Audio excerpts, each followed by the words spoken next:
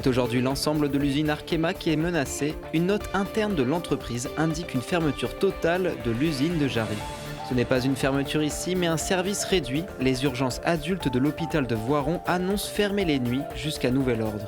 Venez découvrir le Pays Bassari au musée dauphinois, l'occasion de revenir sur la coopération entre le département et le Sénégal sur la création de cette exposition.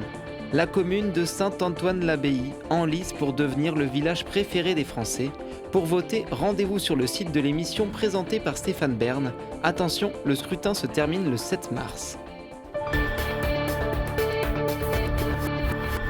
Il a été demandé aux équipes de travailler sur un plan de fermeture du site. C'est ce qui a été indiqué dans une note interne qui circule sur le site Arkema.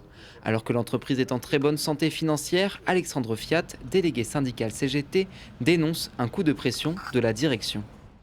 C'est une catastrophe, voilà. Nous on essaie de trouver des solutions. Voilà, derrière c'est des familles, c'est des emplois, c'est des sous-traitants, c'est des riverains. On ne peut pas, par le fait de notre direction générale, notre président directeur général, de dire on claque des doigts, on ferme et puis dossier suivant en fait. Il faut qu'Arkema mette les moyens pour fermer proprement s'ils veulent fermer. Et puis on avance, puis on voit que voilà, aujourd'hui Vancorex c'est pas tout à fait terminé. Il y a une offre de reprise qui est déposée. Aujourd'hui, nous, ce qu'on veut, c'est maintenir les activités. On a démontré que les activités pouvaient être maintenues. Notre direction ne le veut pas, met la pression de plus en plus, essaye de chercher un levier pour pouvoir faire passer ces mesures. Donc, il y a des choses à faire. Du sel Vancorex, on en reçoit en tonnes tous les jours. Donc, l'activité peut être maintenue. Les demandes d'essai avec un sel autre, le sel Chemetica du sel allemand, ont été refusées par la direction. Pourtant, ça pourrait nous garantir une pérennité côté nord. Les demandes d'activité côté sud, en fonction de ce qui est possible, c'est rejeté en bloc. Voilà, donc la direction augmente son niveau de menace en menaçant de fermer l'intégralité du site. Alors bon, elle veut qu'on démarre les unités nord. Et puis d'un autre côté, elle veut fermer. Donc à un moment donné, est-ce qu'elle veut du produit ou pas ? Elle n'est pas très claire là-dessus. Ce qui est sûr, c'est qu'elle ne connaît que la menace et le chantage pour faire avancer son dossier. L'état des urgences de Voiron était déjà dégradé depuis 4 ans et cela continue avec maintenant une fermeture toute la nuit de 18h à 8h du matin. Certains professionnels de santé dénoncent un accès de plus en plus compliqué à la médecine de ville, ce qui crée un engorgement des urgences, service qui lui-même souffre d'un manque de lits et d'urgentistes. C'était surtout une question de tension importante sur les effectifs médicaux. On n'avait pas une équipe d'urgentistes complète qui nous permettait d'assurer un fonctionnement de qualité parce que le but principal, c'est quand même la prise en charge sécurisée et de qualité pour les patients qui se présentent aux urgences. Donc c'était pour ça qu'on avait pris cette décision au même titre que dans d'autres établissements du territoire et d'ailleurs à l'échelle nationale en raison des tensions importantes sur la démographie urgentiste en France. Nous, notre objectif premier, c'est de pouvoir stabiliser l'équipe médicale actuelle et puis de la renforcer, surtout pour pouvoir à nouveau offrir un fonctionnement avec des horaires plus étendus à la population. Donc l'objectif premier, c'est vraiment celui-là, c'est recruter des médecins urgentistes avec des formats qui peuvent être variés. On propose des temps partagés notamment entre les urgences nord, les urgences de Voiron. Il est possible aussi d'exercer exclusivement sur le site voironnais. Donc ça, c'est vraiment l'objectif principal, l'attractivité et puis ensuite la fidélisation des personnels médicaux. Saint-Antoine-l'Abbaye, l'un des plus beaux villages de France, situé en Isère aux portes de la Drôme, abrite un patrimoine riche qui se distingue par son histoire, ses bâtiments en pierre de molasse et ses tuiles vernissées. Le village autrefois appelé La Motte-aux-Bois était réputé pour soigner l'ergotisme, un mal causé par une intoxication à des farines contaminées par des champignons. Pour comprendre l'origine du site, il faut remonter au XIe siècle, au moment où les reliques d'Antoine l'Égyptien sont déposées en ces lieux, et ce qui donnera lieu ensuite à l'installation d'ordres religieux, en premier lieu les bénédictins de Montmajour, puis ensuite les hospitaliers de Saint-Antoine à partir du XIIe siècle. La construction de l'église a débuté en 1088 et s'est terminée 4 siècles plus tard pour devenir l'un des plus importants ouvrages gothiques de la région. On voit encore aujourd'hui l'étendue de cette puissance à travers la majestueuse église abbatiale et bien évidemment les bâtiments conventuels qui, eux, ont été pour partie reconstruit à l'époque moderne, c'est-à-dire après les guerres de religion, à partir de la fin du XVIe, début du XVIIe siècle. La cité médiévale s'illustre par ses différents quartiers, le Haut-Bourg où se trouvent l'Abbatiale et la Grand-Rue, le Faubourg avec ses maisons de torchis et de galets. Les promenades en hauteur sur le flanc du village vous permettront d'avoir un point de vue sur la cité, le Vercors et son Grand Vémont. Au-delà du label plus beau village de France, c'est un site hypnotique qui a gardé son âme, qui est tout d'abord préservé dans un écrin paysager tout à fait incroyable. C'est un village aussi vivant qui vit grâce à la présence de ses habitants, un peu plus de 1200 habitants à Saint-Antoine. C'est une toute petite commune, mais qui est extrêmement active avec de très nombreuses associations qui la font vivre au quotidien et durant toute l'année. En août, Saint-Antoine-l'Abbaye remonte dans le temps avec sa fête médiévale où participent artisans et médiévistes, un rendez-vous apprécié par les touristes et les habitants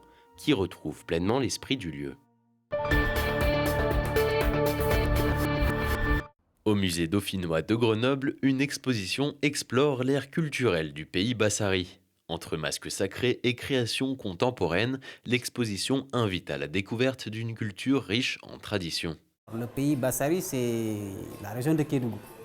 La région de Kédougou qui se trouve au sud-est du Sénégal et qui a plusieurs ethnies minoritaires, les Bassari, les Bédik, les Konyadji et les Djalonga, les 4 ethnies qui sont classées au patrimoine mondial de l'UNESCO. En plus de ça, il y a les Malinké et il y a les Peuls. Leur activité économique, c'est l'agriculture, l'orpaillage, il y a beaucoup d'autres choses qu'ils font, l'élevage. Les rites de passage sont l'épine dorsale de ces ethnies minoritaires dont la société est séparée par génération. Mais ce type de tradition tend à disparaître avec la mondialisation. Des cultures qui sont là, sur des territoires depuis des millénaires ou des siècles, sont en train de disparaître. Je pense notamment au symbole que constituent les langues, les dialectes locaux. Et cette exposition Pays Bassari a justement pour objectif à la fois de montrer qu'il y a des régions du monde où ces cultures de tradition sont encore vivaces. Si on n'y prend pas garde, dans quelques années, elles ne seront plus que dans les vitrines des musées. Certains objets viennent du Quai Branly à Paris et d'autres ont voyagé depuis le musée Théodore Monod à Dakar au Sénégal. Cette exposition a été réalisée en coopération entre les départements de l'Isère et de Kédougou. Un projet inédit qui implique enfin les acteurs concernés.